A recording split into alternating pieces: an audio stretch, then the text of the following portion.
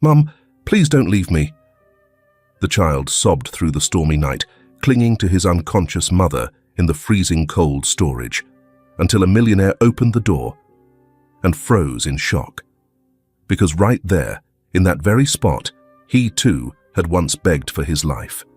Claire Matthews, a woman who once believed that patience could fix anything. She taught part-time art classes, lived simply, and believed in kindness. 3 years as Mark Wallace's wife, 3 years of trying to be soft enough to be accepted, and 3 years of living like an uninvited guest in her own home. But that night, everything she had ever given in kindness and sincerity was crushed by the very people who called her family.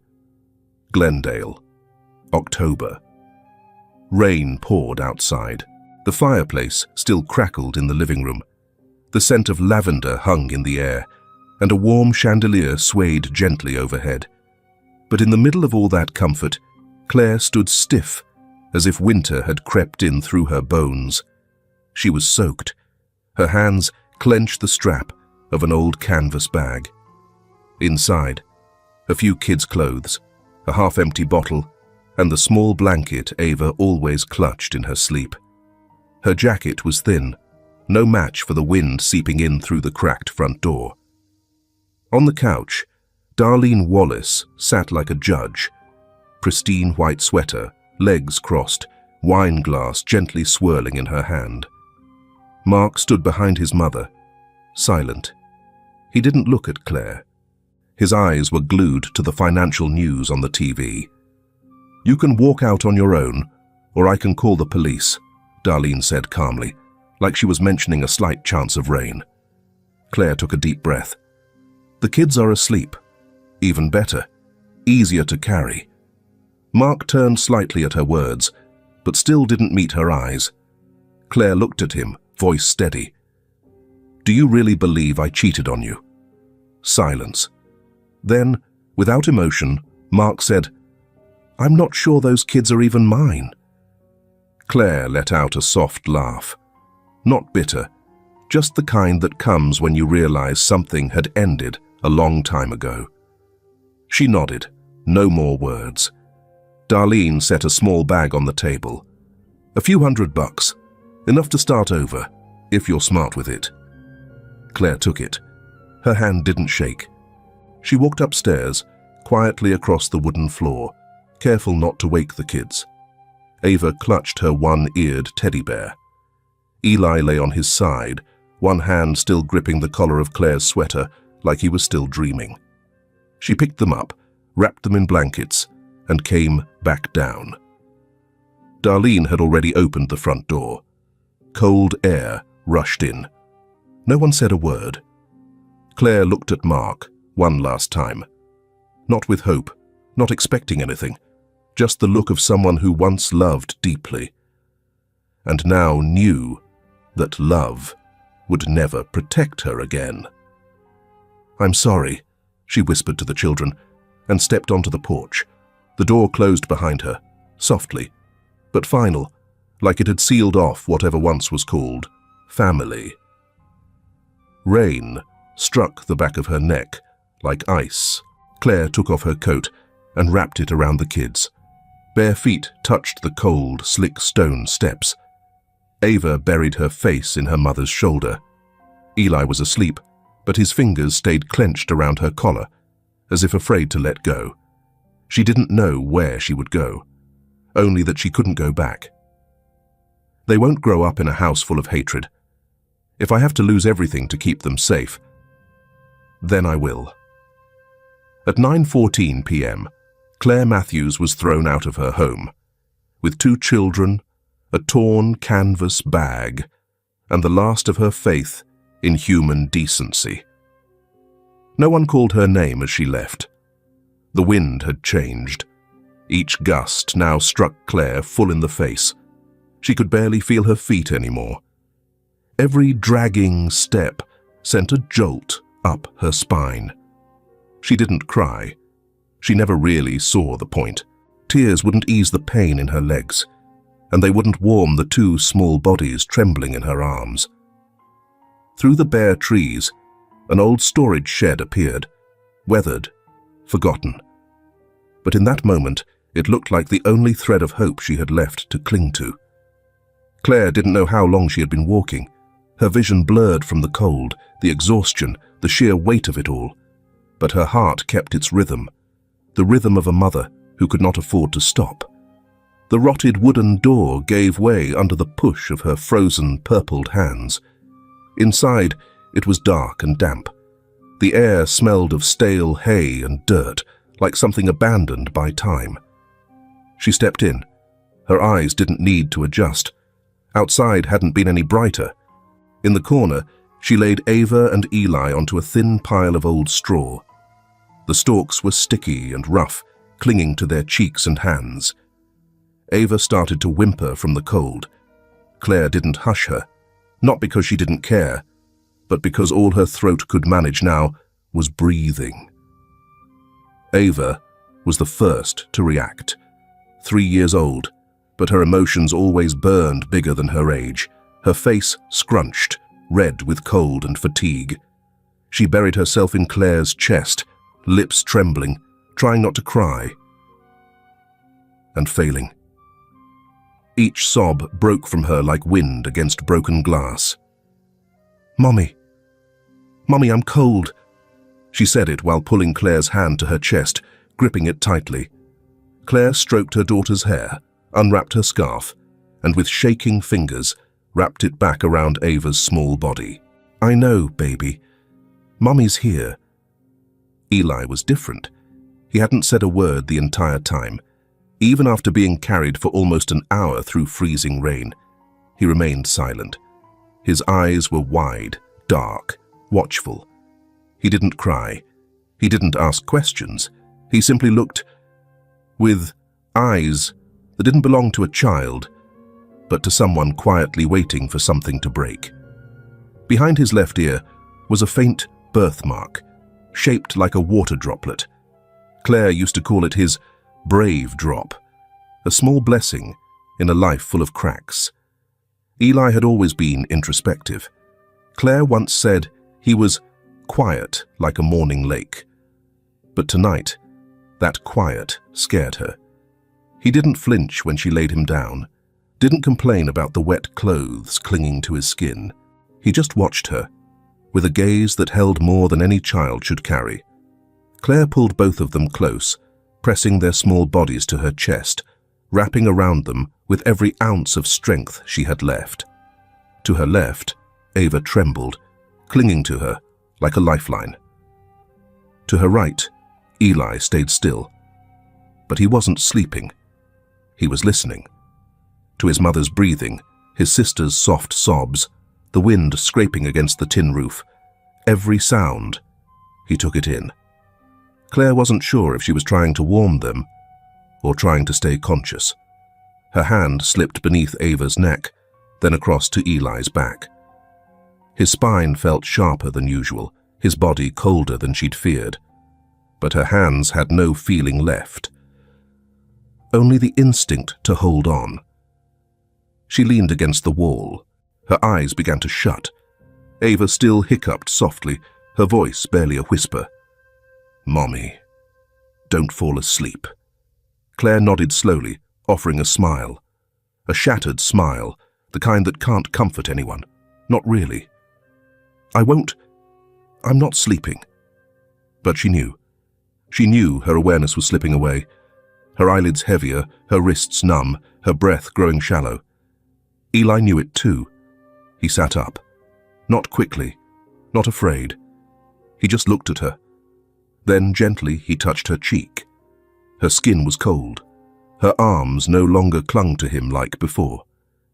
Eli stared at her face for a long moment, as if memorizing it, as if he knew something was getting closer. He couldn't call for help. He couldn't turn on a light. But there was one thing, the only thing, he still had left to do. He leaned in, his voice barely audible, just above a breath. "Please don't leave me, Mommy." It wasn't just a whisper. It was the fear of being left behind, wrapped into 4 words.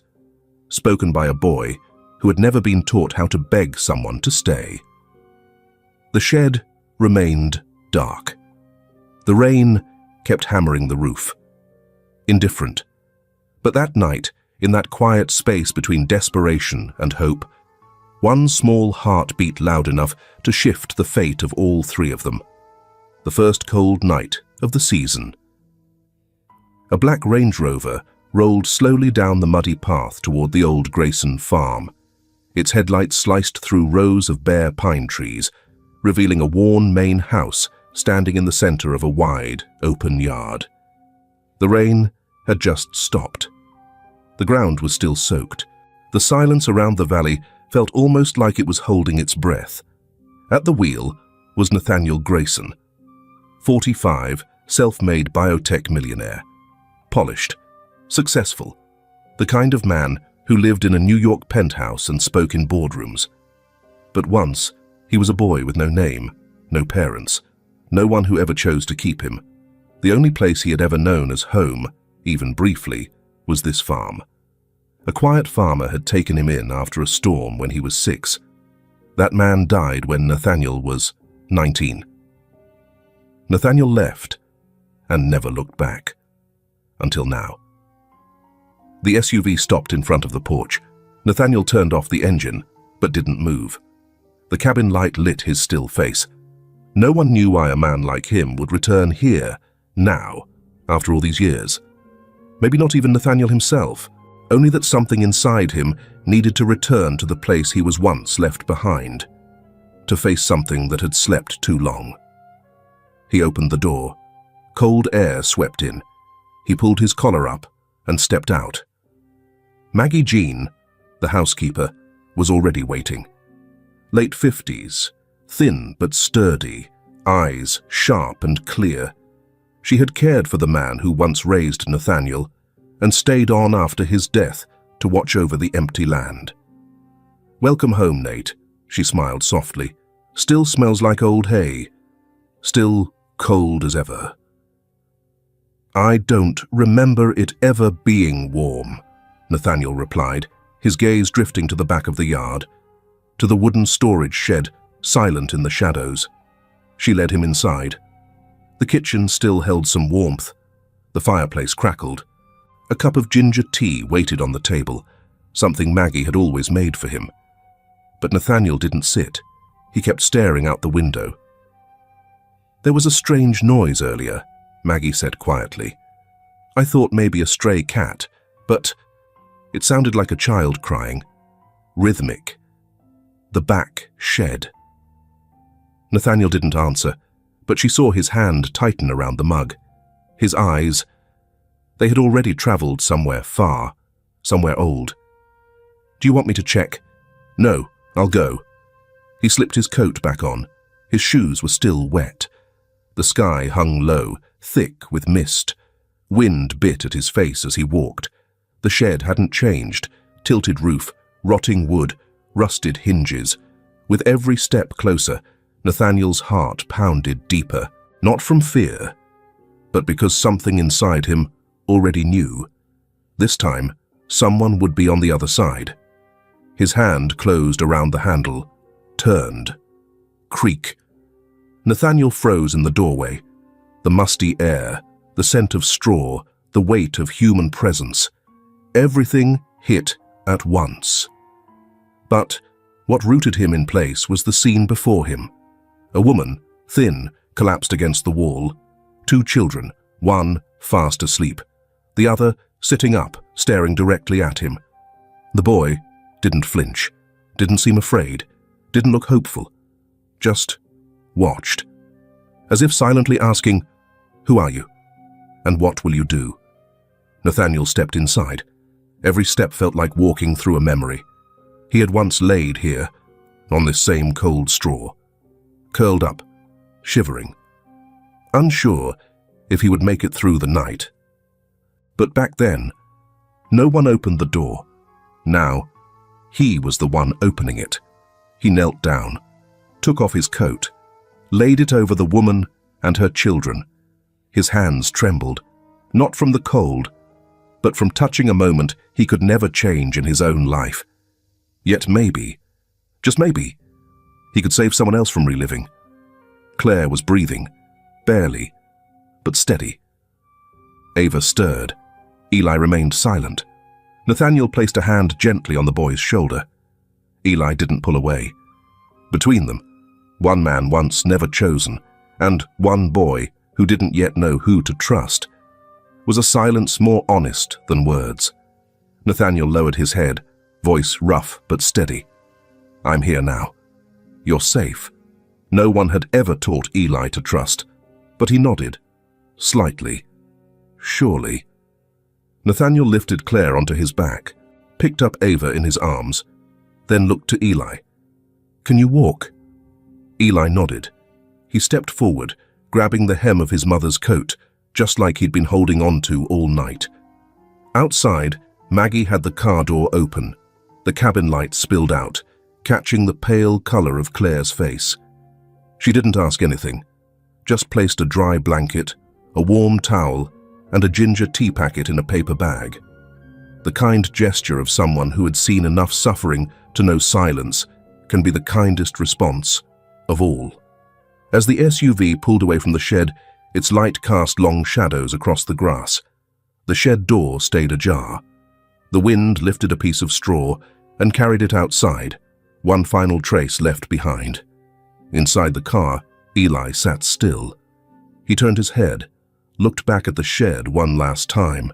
The wind still howled, but it wasn't scary anymore.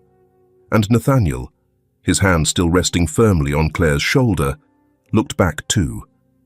Not at the building, but at the piece of himself he had just returned to. There are doors some people spend their whole lives wishing someone would open for them. And then one day, when they've survived, when they've grown, when they finally understand, they come back, and they open it for someone else. Claire woke to the hazy light of an early winter morning.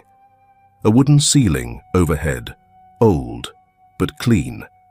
No sirens, no shouting, just the sound of wind against the walls and the faint scent of magnolia carried on the warmth of a fireplace. She shifted.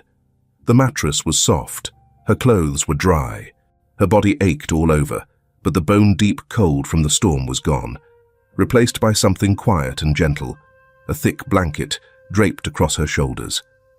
And then it hit her. The rain, the shed, Ava crying, Eli whispering. Claire clenched her fists. She sat up with a gasp. "Where are my children?" The door opened. A man stepped inside, tall, steady, in a plain cotton shirt. His voice was deep, calm. "Next room over. Both of them are still sleeping. They're safe." Claire paused, hands gripping the blanket. Her breath slowed, but her eyes stayed fixed on the man, watchful, uncertain. "Where are we?" "Grayson Farm," he said. "After I brought you all in from the shed last night, the town doctor gave the okay to bring you here to recover. The kids weren't running fevers. You, on the other hand, were completely drained. You've been sleeping since 2 a.m. She looked around. The room was small but warm. A reading lamp on the nightstand, a folded towel on a chair. Simple things, but human and safe. She turned back to him. "You're the one who found us." He nodded. "I'm Nathaniel Grayson. I own the farm." Claire gave a small nod, part thank you, part not knowing what else to say. Nathaniel didn't press. He simply watched her with the kind of patience that comes from knowing what it's like to rebuild from broken. No force, no pressure. It took her a long moment. Then she whispered, "I didn't think we were going to make it through that night." Nathaniel sat at the edge of the bed, keeping a respectful distance. "You got your children out of the storm. That's all I need to call you a mother. In every real sense of the word." Claire lowered her head. The tears came fast, unexpected and unhidden, not from fear, but because, for the first time in a long time, she could speak without needing to defend herself. Her voice shook through her breath. They threw me out in the middle of the night, just me, a canvas bag, and 2 sleeping babies in my arms. Nathaniel didn't ask who they were, didn't ask why. Their names are Eli and Ava, she added softly, almost like she needed to hear it aloud to believe they were still hers. They're twins, just turned 3.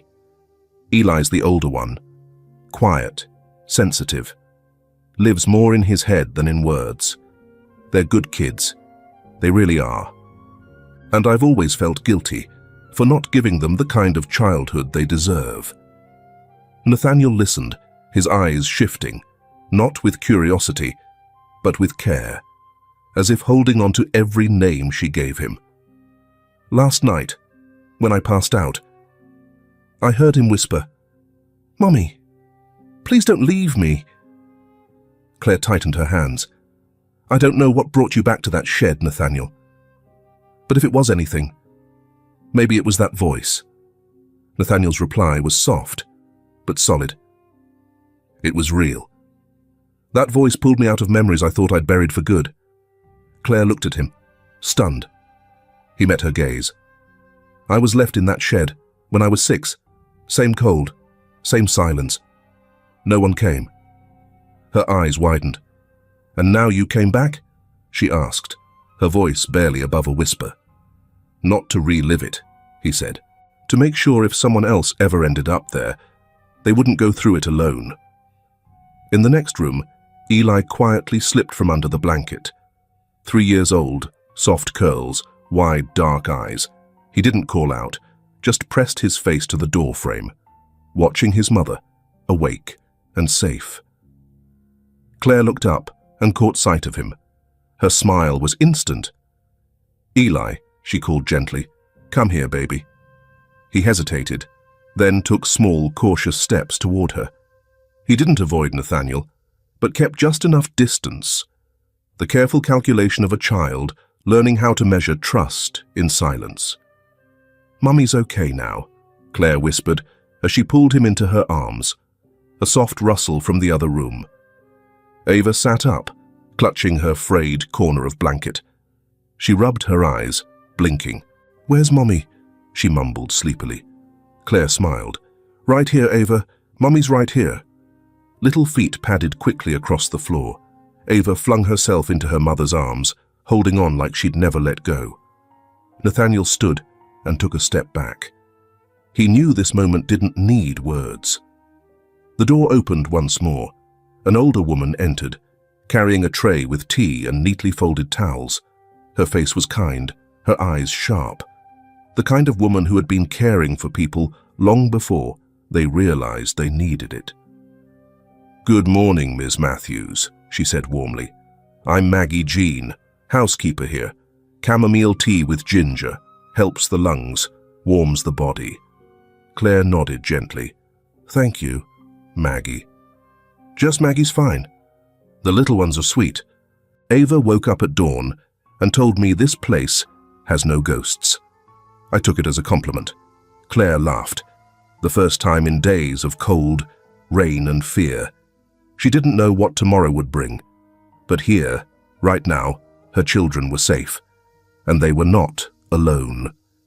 And in a world where sometimes all it takes is one person staying, just one, to change everything. Claire knew a new chapter had begun. If you're still reading this far, maybe a piece of this moment has reached a part of you too. Have you ever woken up in a strange room, unsure of what comes next, or found yourself silently wishing someone, just one person, would sit beside you, say nothing, and just not leave? If you have, I'd love to hear your story. Share it with me. 3 days after the storm, the Grayson farm began to fill with life again. Ava played on the living room floor, scribbling on a piece of cardboard. Maggie set a plate of cookies in front of her, then returned to wiping down the kitchen table. Eli didn't speak, but sat nearby, eyes never leaving his mother. Claire was folding laundry with Maggie.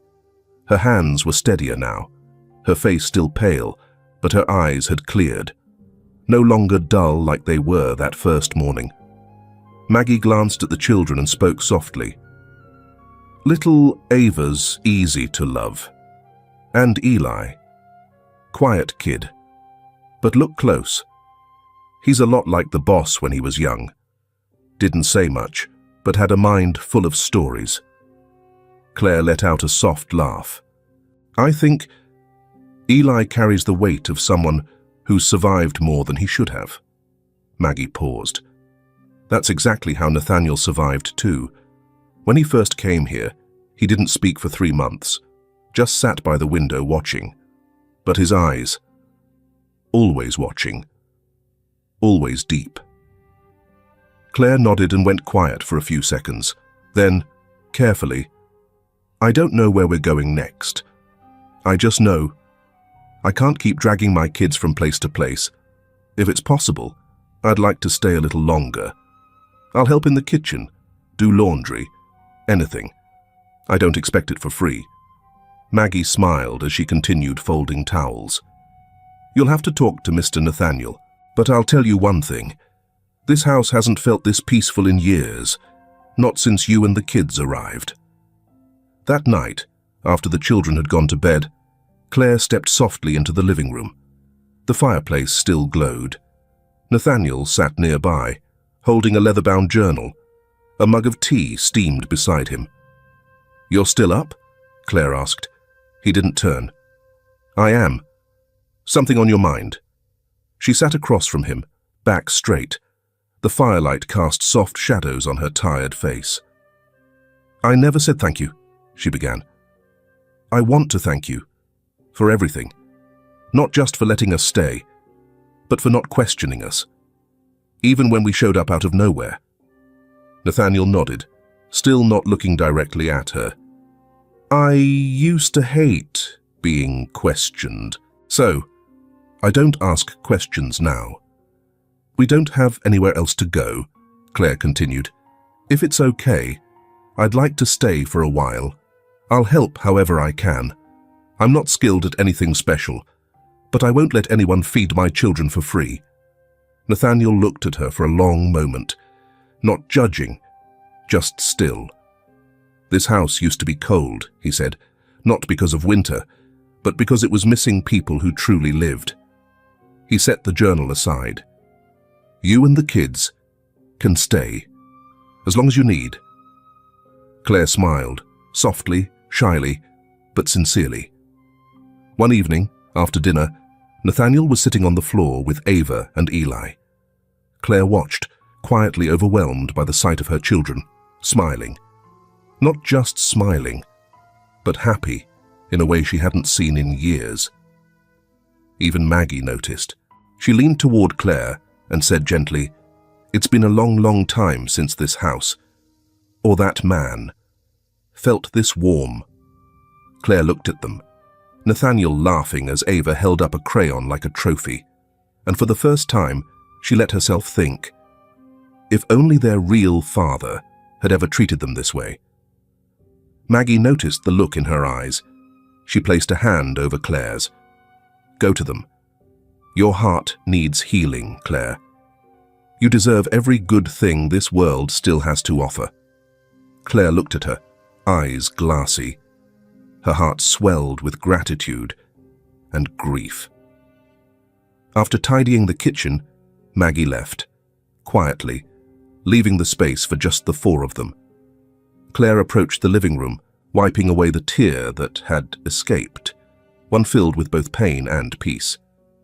She sat down beside the children, watched them play, then turned to Nathaniel, not out of weakness, not out of brokenness, but with a voice steady, like peeling back layers of a wound too long buried. She told him about Mark, the man who was charming while courting her and hollow after marrying her. About her mother-in-law, who always treated her like an ungrateful burden. About the nights she slept in the hallway, clutching her babies while Mark passed out drunk. And finally, about the night they threw her out, when all she had time to grab was a bag, a bottle of milk, and Ava's tattered blanket. Nathaniel said nothing, just listened. And in Claire's posture, in the way she gripped her hands while recounting how she had to choose between her life and her children's safety, Nathaniel saw something familiar. The way her fingers curled looked just like that little boy he once was, watching through the slats of the old shed wall, seeing a girl with tangled hair hold tightly to her mother's dress. He didn't know for sure, but his heart did. Something had shifted. The next morning, light rain tapped against the windows. Nathaniel called his attorney. "I need everything you can find on Mark Wallace and Darlene Wallace. Dig deep, especially anything they've buried." A few days later, a thick folder arrived. Brown cover, smelling of old paper and early winter air. Nathaniel didn't open it right away. He left it on the old wooden table in the quiet room, where only the ticking of the clock could be heard. He poured himself a cup of coffee, then began flipping through the pages. Page 1, Mark Wallace, accused of domestic violence in 2016. Case closed quickly. Signs of private settlement. No criminal charges. Page 2, denial of maternity benefits. Claire Matthews listed. Signature didn't match hospital records. Signed by Darlene Wallace. Page 3, medical report. Claire admitted for falling downstairs, fractured rib, shoulder contusion, no investigation, no follow-up. Nathaniel set the page down. He sat in silence. The house was quiet. Far off, he heard Ava laughing. He turned. Claire was in the kitchen making tea. The soft morning light touched her hair. Ava sat on the counter, laughing as a cookie slipped from her hand and crumbled on the floor. He watched them for a long moment and remembered that shed long ago. Him, 6 years old, peeking through the cracks, seeing a girl smile like Ava just did. But back then, he couldn't step outside. This time, he would not leave anyone behind that door. Claire walked into the room and saw the open folder. Nathaniel didn't speak. He simply slid it toward her. She didn't touch it right away, just read the first line. It was enough. She understood. Someone had pulled the past out of the dark. She sat, turned each page, in silence. Each sentence felt like a stitch. Not painful, but pulling closed a wound that had been left open for 3 years. Her hand trembled, but her eyes stayed clear. At last, she looked up. Her voice was steady, firm. "I'm not doing this for revenge. I'm doing it because I thought I was the only one who ever went through it."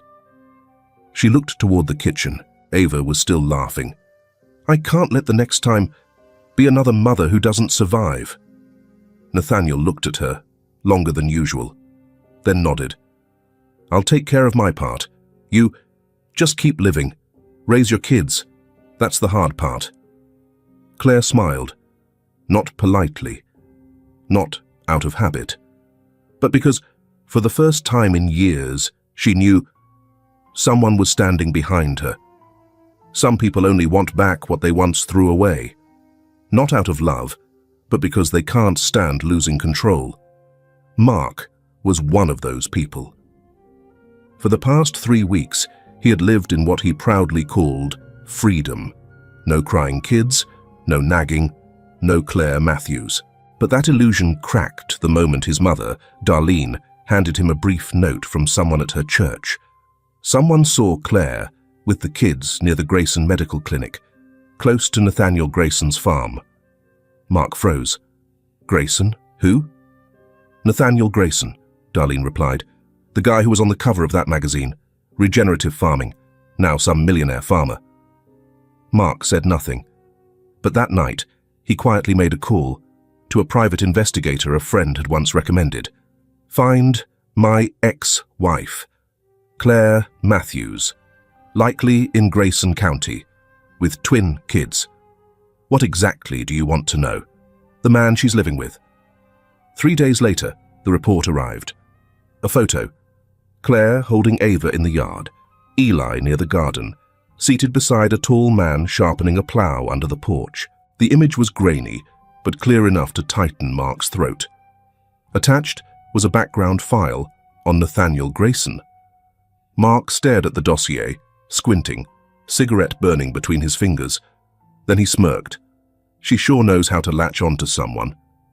He got in his SUV and drove straight to Grayson. At the Grayson farm, the air was still. Early winter wind moved through the pine trees, making the bare branches sway. The sun hid behind a thin veil of clouds, casting silver light over the hills. Ava sat on the porch, lining up small acorns in neat rows. Eli was beside her, carving a wooden spoon for Maggie, his hands careful and focused. Claire watched through the window, drying the last dish. No makeup, no tension in her shoulders. For the first time in years, she allowed herself a slow morning. Then, the sound of tires.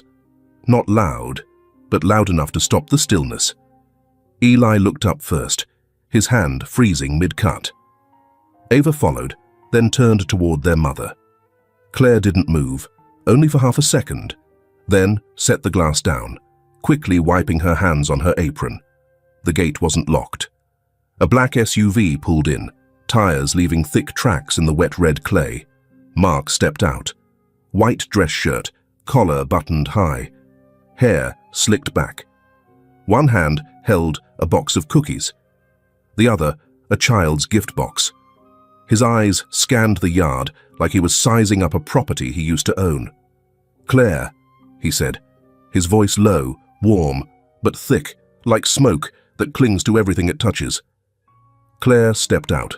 Her legs stiffened for a split second, then softened enough to carry her forward.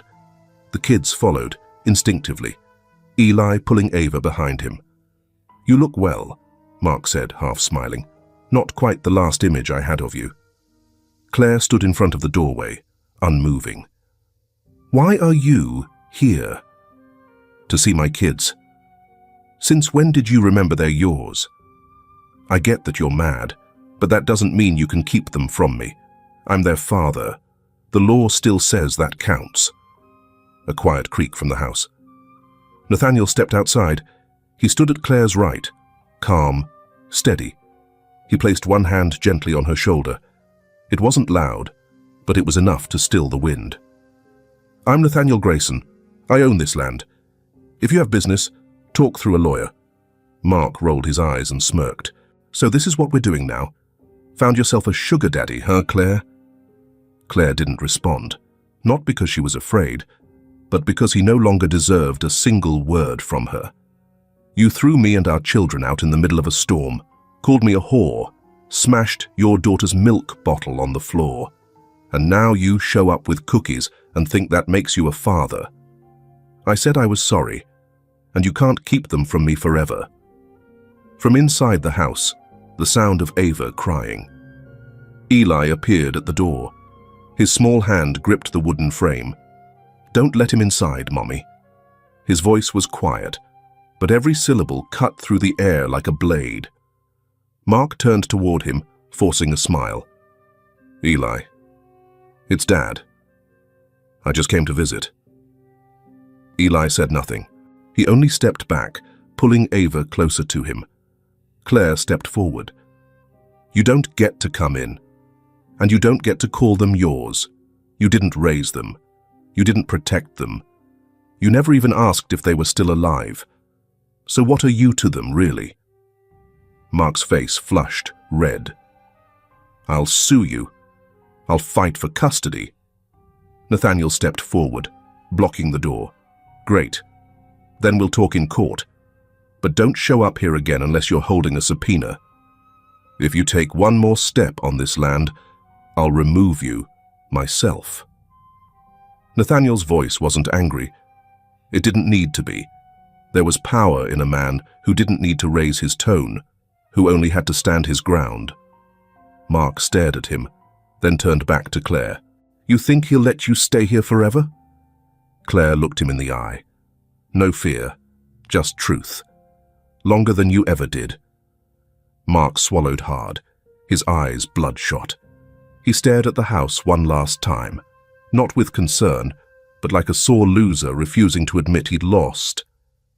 Then he turned, climbed into the SUV, and drove off, leaving behind the smell of rubber and the bitter cold of an unwanted presence.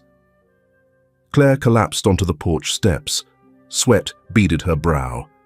Her heart pounded like she'd just outrun a flood. That night, after the kids had fallen asleep, Nathaniel stepped outside and found Eli sitting alone, staring into the dark. After a while, Eli whispered, "Uncle Nathaniel, Mommy cries in her room sometimes. She thinks we're asleep. I don't want her to cry anymore. Please don't let her be scared again." Nathaniel sat down beside him. He said nothing at first. Then he pulled the boy into his arms. Ava, half asleep and clutching her pillow, wandered out too. He wrapped them both close. "I promise. No one will hurt your mom again, not ever." Claire stood at the door, frozen, hands trembling. She didn't step forward, didn't speak, but the tears came. Not from weakness, but because for the first time in her life, she saw what it looked like when someone else held her children safe in a moment. She couldn't. The next morning, the sky turned a hard grey. The wind picked up. Dark clouds gathered low along the edge of the hills. No one said it aloud, but everyone felt it. A storm was coming. On the table, the file on Mark and Darlene lay open. Nathaniel flipped another page, the evidence clearer with each turn. Claire stood behind him, hand gripping the back of the chair, eyes locked. "It's time," she said. Nathaniel nodded. Time to stop leaving everything behind a closed door. At dawn, the Grayson farm was quieter than usual, but not in peace. Everyone was up early. No one said much, but they all knew. Today wasn't an ordinary day. Maggie prepared breakfast for the children, cornbread and boiled eggs. Ava ate in small bites. Eli spun the wooden spoon in his hands, head down, but eyes locked on the door. Maggie placed a hand on his shoulder. "You don't have to worry, sweetheart. Your mum and Uncle Nathaniel know what they're doing. They'll do what's right." Eli looked up, voice small but steady. "I want to go." Claire, standing just behind the doorway, heard every word. She walked over, knelt beside him. "There will be a lot of people. It might get loud. Some of them might say hurtful things." Eli met her eyes. Then he said something that stilled the room. "I don't need to speak, but if I sit beside you, they'll know you're not alone." No one said a word. Maggie stood up, grabbed scarves for both children, her voice soft, like a blessing. "Then today, we all go. No one gets left behind." Jefferson County Courthouse. The hearing room was modest, high ceilings, dark wood paneling, benches arranged in 2 quiet rows, still and solemn, like a chapel. Fluorescent lights cast a pale glow across the floor. Claire entered first, white button-down blouse, sleeves rolled, hair tied low, no makeup, no jewelry, just a small notebook in her hand, where she had written down every unseen wound. Eli and Ava sat in the second row with Maggie.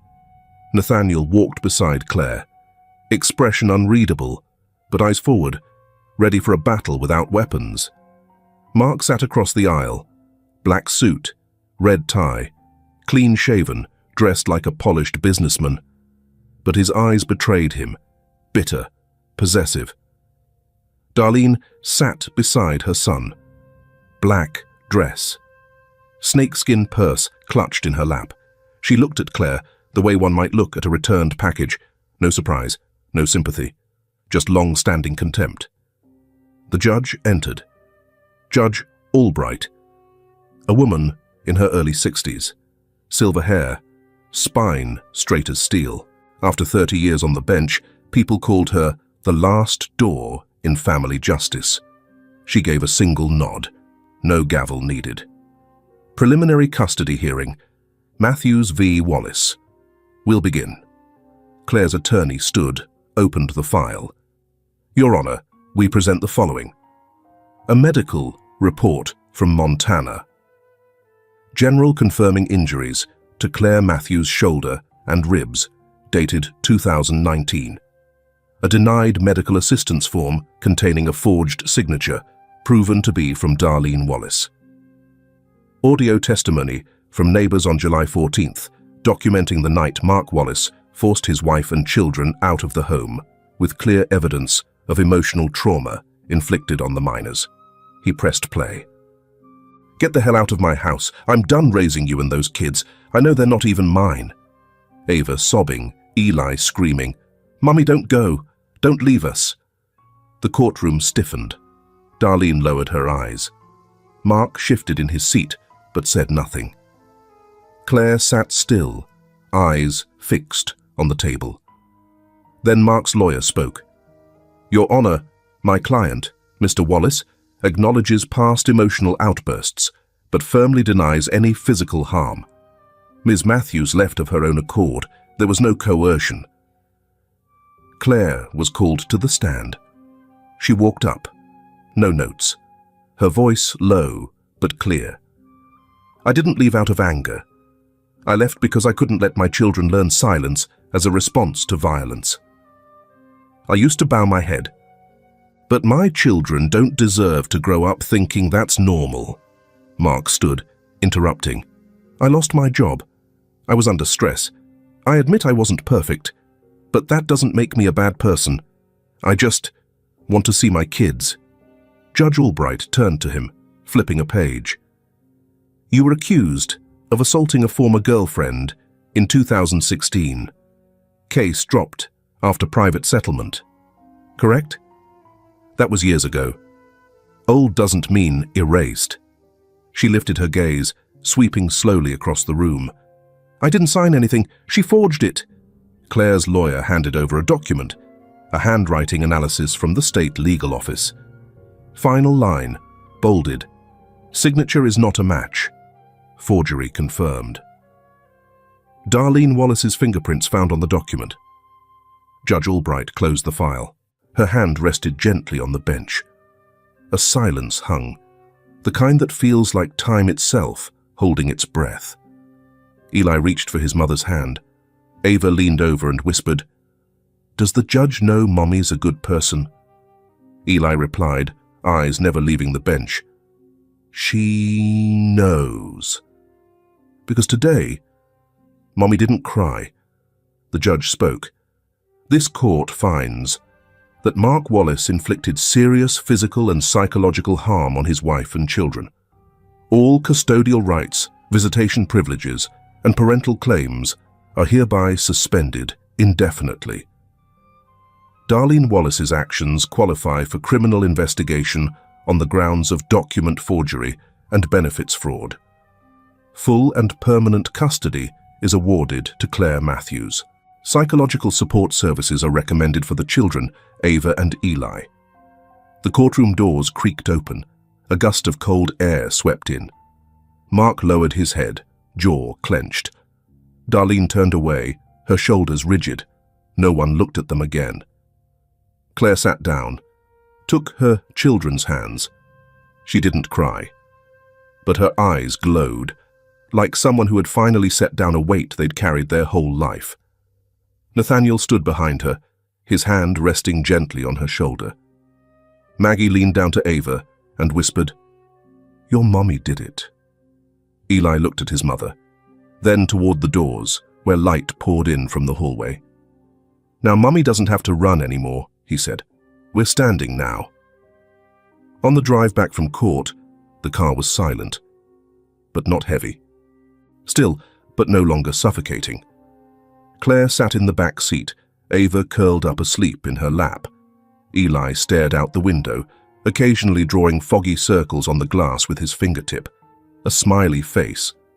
Crooked, uneven, just like the ones he used to draw on dark nights in the shed when his mother lay unconscious and he didn't dare fall asleep. This time, He added arms, 2 of them. Each arm reached outward and connected to another. 4 figures. Eli whispered, "I drew our family." Claire placed her hand gently on his hair. She didn't answer. She only smiled. Her first smile in a long time, not held back by tears. The farm came into view through the thinning pines just before 1 p.m. Montana air was dry and cold. Sunlight brushed the silver-grey rooftops like dusted snow. Maggie was the first to step out of the car, Ava's wool scarf in her arms. She paused, eyes sweeping the familiar land, as if taking in its scent. "We're home," she said softly. "Now. It really begins." Claire nodded. She didn't speak, but her eyes shimmered. In that moment, someone might have thought she was about to cry, but she wasn't. She was simply breathing, fully, freely, with lungs finally her own. Dinner was soft cornbread and warm chicken soup. Claire ate quietly, often looking at her children. Ava swung her feet under the table, giggling as Maggie told her a story about how Uncle Nathaniel used to skip school to carve wood. Eli didn't laugh. He sat at the end of the table, gripping a colored pencil. He drew circles on a napkin, uneven smiley faces, none of them quite the same. Claire walked over. Her hand gently touched the back of his neck, right where the faint, drop-shaped birthmark lay hidden beneath his hair. "You're drawing smiley faces again?" "Yeah," Eli replied quietly. "I want to make a lot, so you won't be sad anymore." Nathaniel stood at the sink. He heard every word. He turned away, pretending to grab another bowl, hiding the way his knuckles had gone white from holding the counter too tight.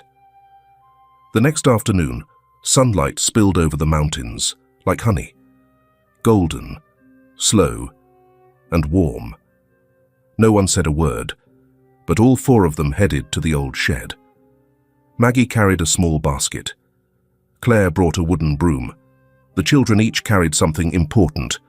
Ava held her box of crayons, and Eli clutched a folded piece of paper close to his chest. The shed was still a shed, but the tin roof had been replaced, rotten wood repaired. Even so, the air inside still held something unnamed. Not mold, not dust, just memory. Claire stepped forward first, fingers brushing the doorframe like knocking gently on an old ghost. She inhaled deeply. The cold air no longer smelled musty, but it still carried the chill, the kind that remembers the night she nearly didn't wake up. Nathaniel stood beside her, in his hands a polished wooden plaque, smooth surface. The words hand-carved, sharp and deliberate. "No one gets left behind." He propped the plaque gently against the wall. The sound it made as it touched the floor, soft but ringing like a vow. Claire started sweeping broken beams. Each swipe of the broom seemed to brush not just wood, but her own past. Maggie opened old boxes, folding torn fabric, sorting through rusted tin containers from when Nathaniel was a boy. Ava sat cross-legged near the doorway, drawing a sun with thick yellow lines right beneath the threshold, humming a tune no one could quite place. Eli sat near the far wall. He unfolded his drawing, a smiley face, still imperfect, but underneath, a heart. Red, color bleeding outside the lines. He taped it to the wooden wall. No one told him to. No one asked, but everyone stopped to look. Nathaniel walked over to Claire. He glanced around the room, then spoke softly, his voice barely above the rustle of wind outside. "There's something I've wanted to tell you for a long time." Claire looked up. She was still kneeling, hands dusty from broken wood. Her eyes met his, and in that moment, they stood in the very room where both of them had once been lost, just in different years. Nathaniel pointed to the corner of the wall, where the late sun lit a narrow slit between the boards. "When I was 6, I stayed here before anyone took me in. I had no name. No one called for me. No one waited. I spent the first 3 nights sleeping in that corner, just staring through that crack in the wall. One afternoon, I saw a woman walk past the yard, holding hands with a little girl. The girl wore a flower dress, her hair was messy, no shoes, but her eyes, they were so bright. Claire froze. She let go of the broom, took a step back. I was here. My mum used to work odd jobs in this area. I wandered out back once. She scolded me for playing in the dirt. Nathaniel nodded slowly. I remember your eyes, the way you walked, half skipping, like the world didn't have cracks in it yet. He paused. The sunlight now touched the old boards behind them. When I saw you and your mother, I remember thinking, if someone could just hold my hand like that, maybe the night wouldn't feel so cold. Claire turned her face away, but her chest betrayed her, a quiet tremor. So we passed each other once, she said. So close. And didn't meet again. Until you collapsed in the exact place I once laid, and your son sat in the exact spot I once feared. Nathaniel stepped forward, but he didn't reach for her. He only said, "This time, I'm not the boy behind the wall." Claire turned back. She didn't smile, but her eyes softened, as if a fog had finally lifted from her chest. "And I'm not the girl who keeps getting lost." The wind slipped through the open door. Ava tugged on Claire's hand. "Mommy, look!" I drew our house. "See the sun?" Eli called softly from the back. "Uncle Nathaniel, can you hang my drawing high? I want people to see it when they come in." Nathaniel nodded. He hung Eli's picture next to the plaque. 2 images, side by side, a lopsided smile and a red, messy heart, next to a promise carved in wood. No one gets left behind. That night, after Ava had fallen asleep in Maggie's arms, Eli sat by the window with his crayons. This time, he didn't draw a face. He drew a house, small, with smoke curling from the chimney. 4 figures stood in front of the door, one tall, one with long hair, 2 little ones. Underneath, in clumsy but determined letters, he wrote, "Our home, no one left behind." Claire looked at the drawing. She didn't speak, only stared. Then she turned to Nathaniel and whispered, "Tomorrow, I want to paint the shed. I want it to stop being a place anyone fears." Nathaniel nodded, his voice soft, certain, like a vow sealed in daylight. "I'll bring the paint, and I'll keep the door open." There are some houses that don't need to be rebuilt. They just need enough light and warmth for people to find their way back. And that day, in a shed that once held broken stories, 4 people stood, with hands, with paint, with old scars, and a new heart. 1 week after the hearing, Montana changed seasons overnight. No more wind slipping through unsealed doors. No more frost blanketing the porch steps at dawn. Instead, soft, early winter sunlight slanted over dried cornfields and the last golden maple leaves that refused to fall. Claire opened the kitchen window and let the light pour in. The scent of cinnamon from Maggie's baking floated through the breeze.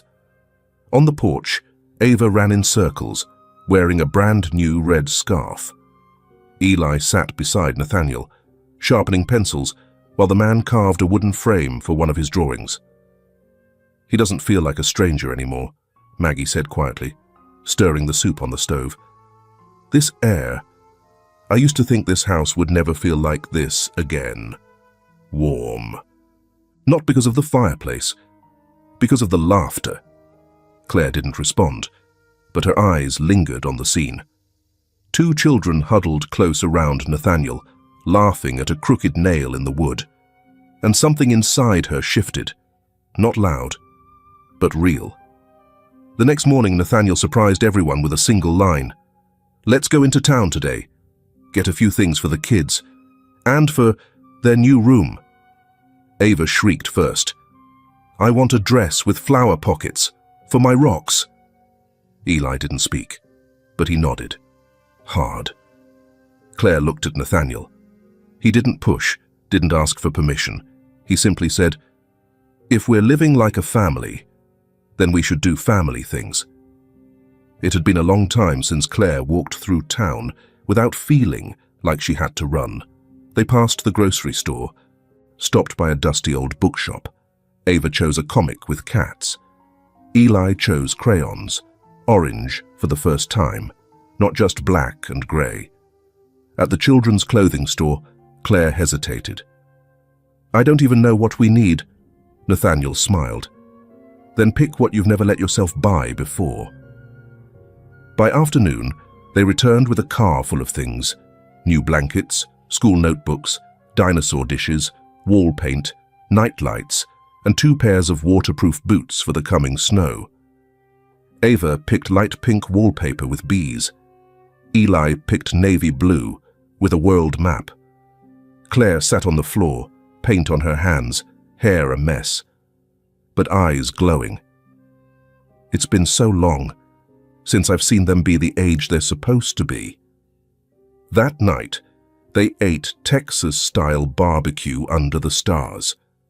Maggie made apple pie. Ava ate with one hand and told a story about a bumblebee who played soccer. Eli quietly sketched a drawing of Nathaniel titled The Man Who Keeps the Wind Out. Claire laughed, not because it was funny, but because she couldn't hold it back anymore. She looked at Nathaniel, a man who didn't speak much, who just cut Ava's food, refilled Eli's water, cleared the plates when everyone was full. No promises, no pressure, just presence. That night, as Claire tucked the kids into bed, Eli turned to her and asked, Can Uncle Nathaniel be Dad? Not like the old one, just a dad who stays. Claire squeezed his hand. She didn't answer, but later, when she walked downstairs and found Nathaniel fixing the door hinge, the warm light catching the quiet lines on his face, his weathered hands, his calm eyes looking back at her, not questioning, not demanding, just waiting. She knew. The answer didn't need to be spoken. Sometimes, morning light doesn't just pour through the windows. It slips into the quietest corners of the heart. Claire realized that one morning, in early June, the sunlight wasn't just on the porch. It filled the kitchen. Where Maggie was pouring tea, Ava was humming a song while kicking her feet, and Eli was standing on tiptoes, drawing on the family chalkboard. This time, no crooked smiley faces. He drew a house, small, with smoke rising from the chimney, 4 figures standing side by side, and beneath it, in shaky letters, our home. The house came alive, bit by bit. Every footstep, every spoon tapping against a breakfast bowl made it feel warmer, more real.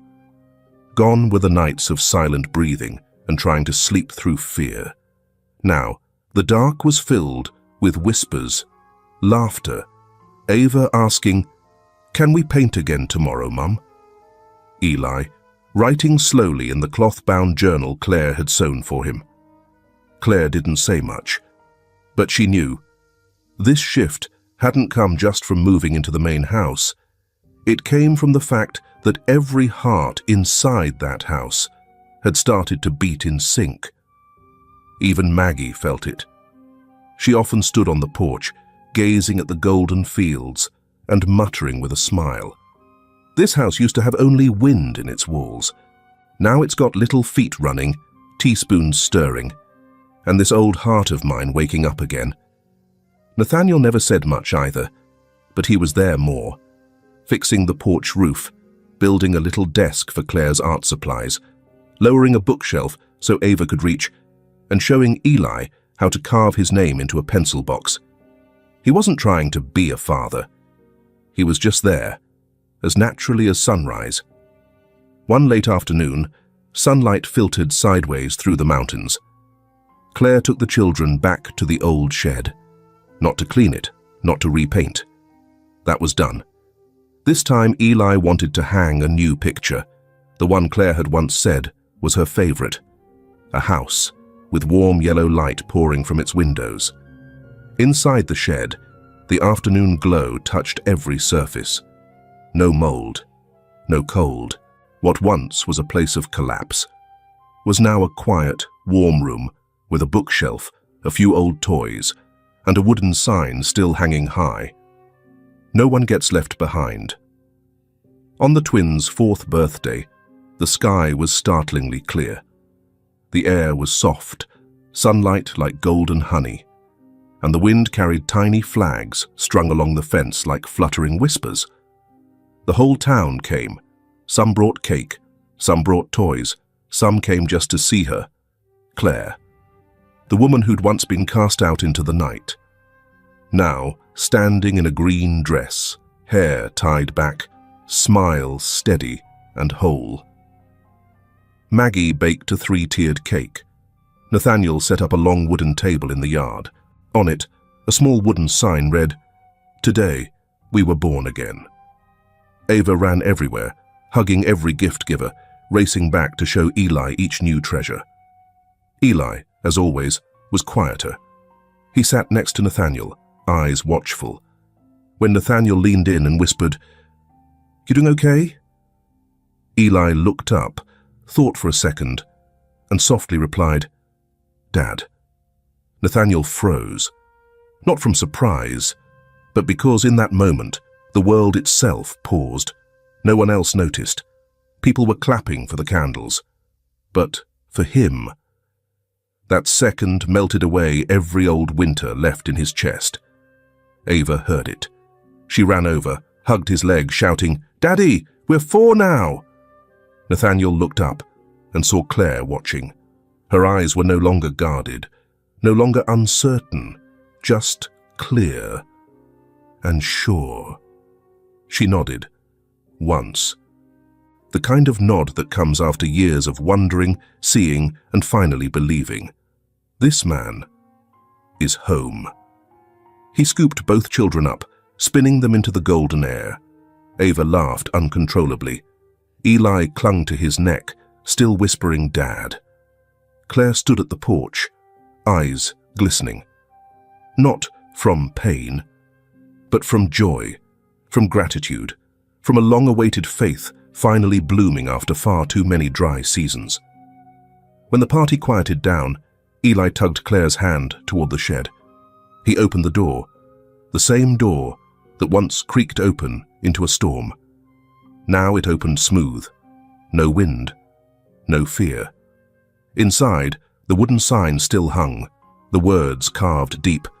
No one gets left behind. Eli stood at the threshold, looked up at his mom, and whispered, "This is where the magic started." The sun dipped low. The whole family sat together on the porch steps. Behind them, the warm wooden house glowing. In front of them, the golden field blushing into soft red. Nathaniel sat in the center. Claire leaned into his shoulder. Ava curled into her mother's lap. Eli sat close, drawing one more smiley face. This time, not crooked, not shaky, still. No one said a word, but they all knew. There were no more doors to lock, no more walls to hide behind, no more children left begging not to be abandoned. They were here, and they would stay.